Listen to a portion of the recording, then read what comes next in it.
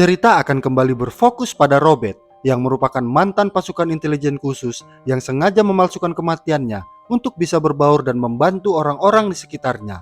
Dalam perjalanannya menuju Turki dengan sebuah kereta, Robert yang selalu tampak biasa saja memiliki misi untuk membawa kembali seorang anak yang diculik oleh ayahnya sendiri, di mana ayahnya tersebut merupakan orang yang sangat kasar dan membawa anaknya hanya untuk menyakiti mental mantan istrinya. American. Guilty. How about a man who kidnapped his own daughter? Setelah mengungkapkan maksud dan tujuannya, sang ayah yang terkejut lalu menyuruh anak buahnya untuk menyerang Robert. Di sini Robert kembali melakukan hipotesis prediksinya, lalu membantai mereka semua.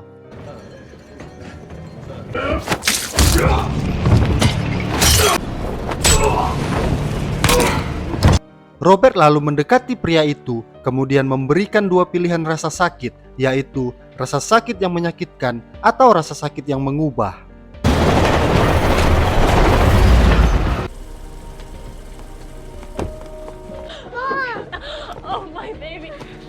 Setelah mengembalikan anak itu kepada ibunya, Robert kembali menjalani aktivitasnya, di mana saat ini Robert bekerja sebagai seorang supir taksi online. Roberto, it's not easy. Sama seperti di film pertamanya, di sini Robert selalu memperhatikan orang-orang yang ditemuinya, di mana ketika ia menemui seseorang yang mendapatkan ketidakadilan, maka ia akan bertindak menjadi sosok keadilan itu sendiri. I don't get to choose when I go, Tommy. Assalamualaikum. Waalaikumsalam. Robert yang tinggal di sebuah rumah kontrakan juga selalu bersikap baik kepada para tetangganya.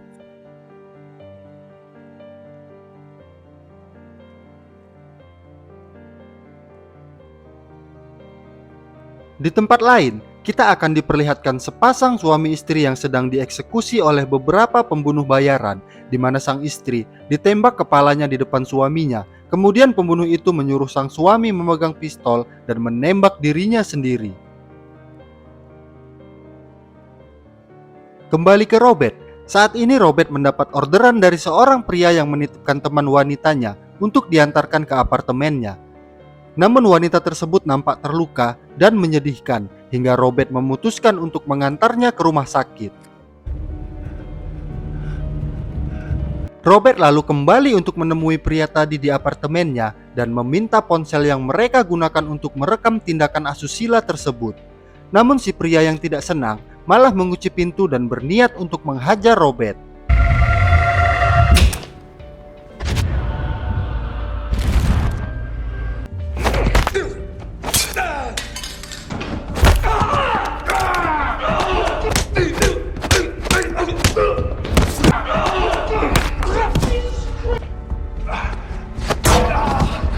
Tersisalah seorang pria yang terlihat cengeng, lalu Robert meminta tangan yang ia gunakan untuk menjamah wanita tadi, kemudian mematahkan jarinya.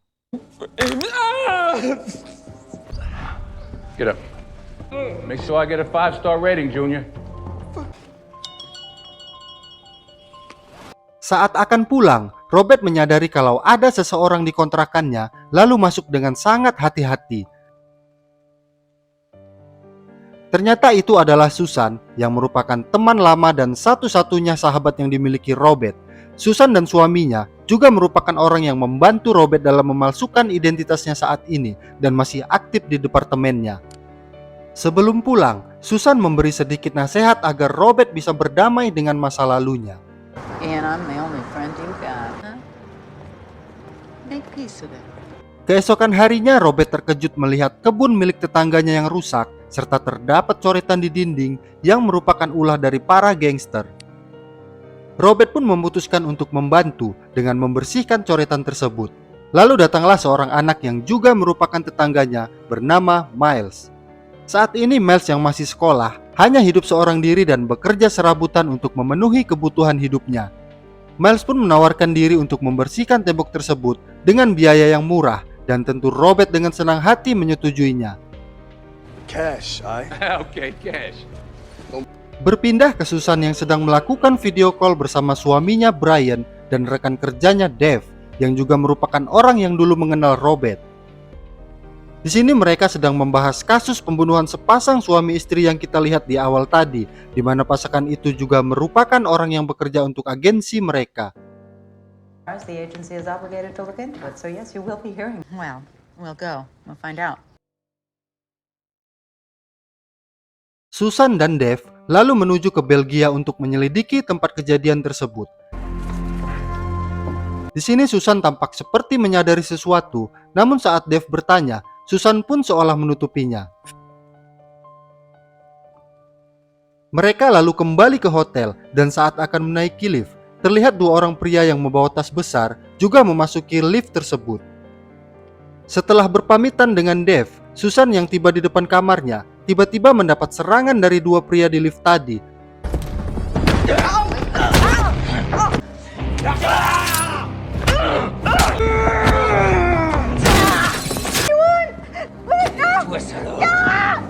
Meskipun Susan mencoba melakukan perlawanan, namun mereka terus menghajarnya hingga Susan dikabarkan tewas saat itu. Robert yang saat itu sedang bersama Miles lalu menerima kabar kematian Susan. Mr. McCoy, you good?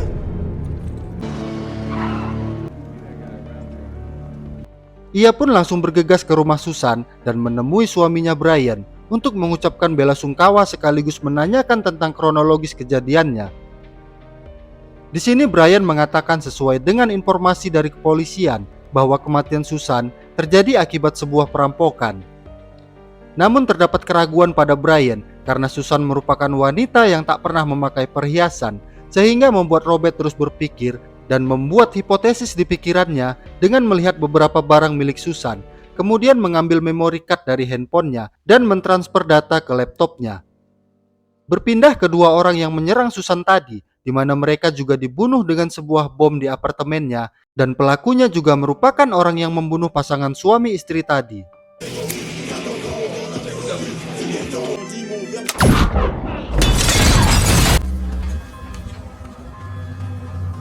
Terungkaplah bahwa kematian Susan bukanlah perampokan biasa, melainkan ada hubungannya dengan pembunuhan suami istri tadi.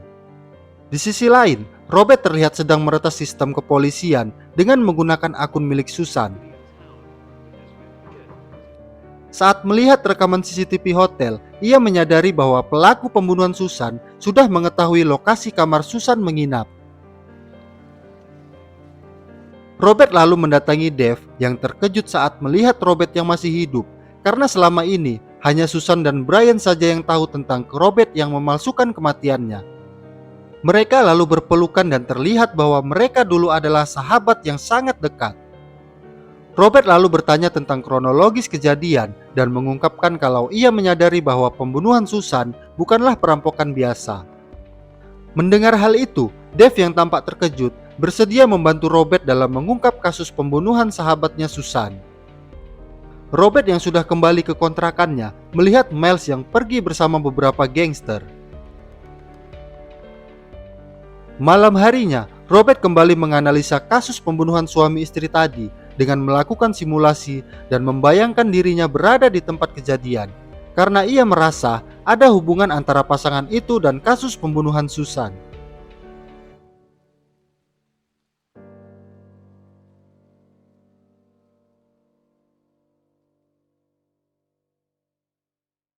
Keesokan paginya, Robert yang tak melihat keberadaan Miles berpikir kalau Miles sedang bersama teman gangsternya. Robert lalu bergegas menuju markas mereka dan dengan kemampuannya, ia berhasil melumpuhkan penjaga tempat itu dengan sangat mudah.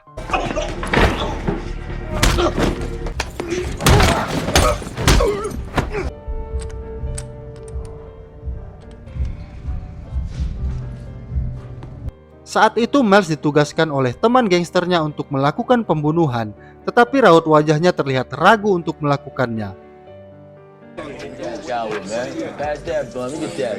Tiba-tiba, Robert pun muncul dan memaksa Miles untuk ikut pulang bersamanya.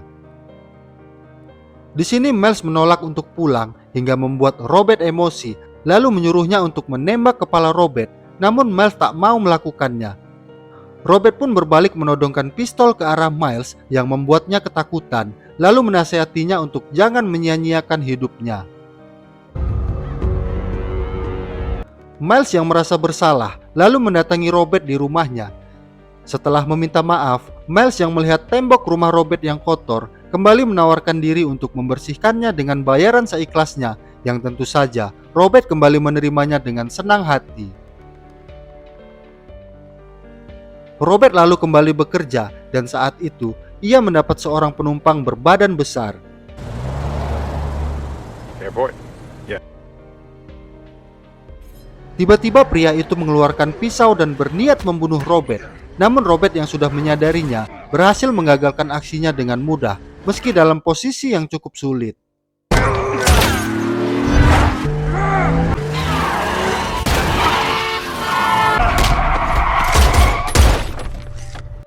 Setelah melumpuhkan pria itu, Robert mengambil ponselnya lalu membakar mobil beserta mayat si pria tadi.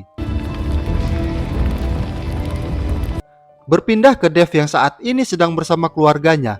Tak lama kemudian, Robert datang dan memberikan beberapa barang bukti tentang kasus Susan.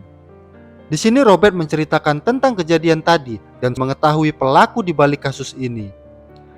Lalu dengan menggunakan ponsel milik pria tadi, Robert menelpon orang yang memerintahkannya dan ternyata ponsel Dave lah yang berdering. What happened, Dave? You gonna answer it? Dan terungkaplah bahwa pelaku pembunuhan Susan dan pasangan suami istri tadi adalah Dave sendiri. Alasan Dave melakukan itu tak lain adalah karena uang, di mana setelah pensiun dari militer, Dave memilih untuk menjadi pembunuh bayaran dan menerima perintah dari orang-orang penting.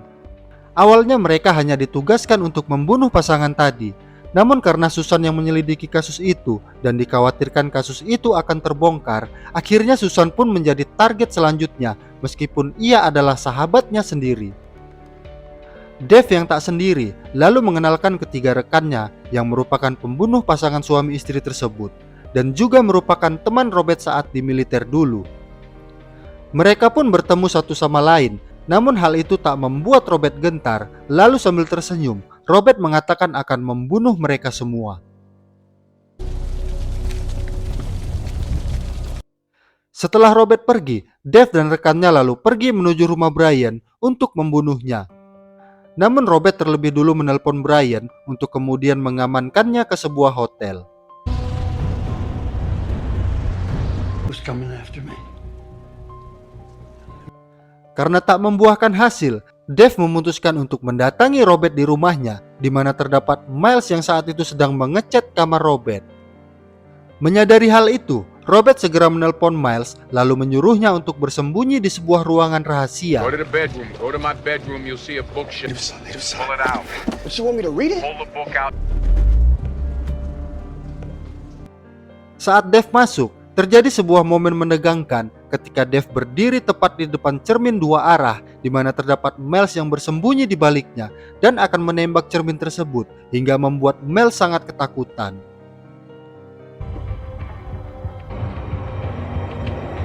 Robert yang melihat itu dari CCTV yang dipasang di kamarnya segera mengalihkan perhatian dengan menelpon Dave lalu menantangnya untuk bertemu di rumah lama Robert. Saat Dave dan komplotannya pergi, Miles perlahan keluar untuk kembali ke kamarnya. Namun tiba-tiba Dave kembali muncul dan menodongkan pistol tepat di kepala Miles.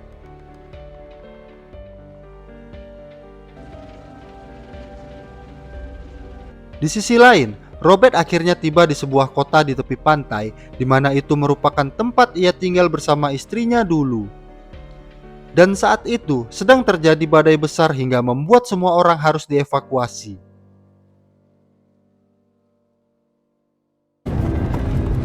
What do we have here? Dave yang tiba bersama ketiga rekannya langsung bersiap di posisi yang tinggi dengan sebuah sniper. Yellow house. Taking high ground.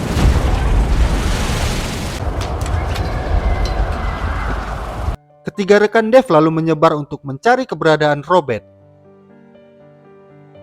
South side. Di sini Robert kembali membantai satu persatu dari mereka dengan sangat sadis dan brutal. Alright, I'm going in! Going in!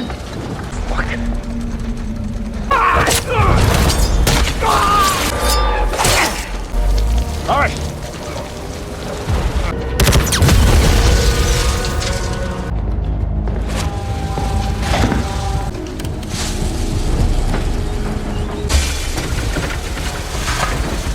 Yellow building!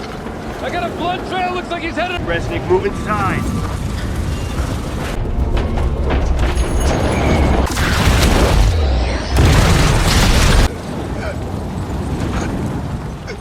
Hingga tersisalah Dave yang masih bersiap di sebuah menara.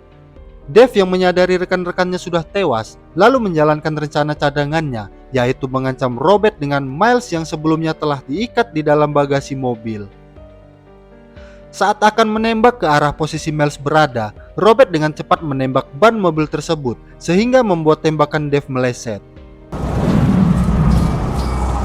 Lalu terjadi hal tak terduga, di mana tiba-tiba muncul angin yang sangat kuat hingga membuat Dave terhempas dan kepalanya terbentur dengan keras. Saat Dave bangun, ia pun dibuat emosi karena kehilangan posisi Robert, dan ternyata Robert telah berada di belakangnya hingga terjadi pertarungan di antara mereka.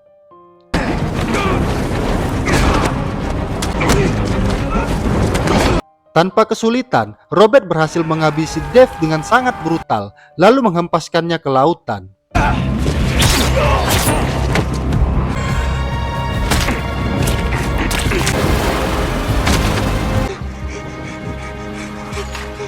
And out.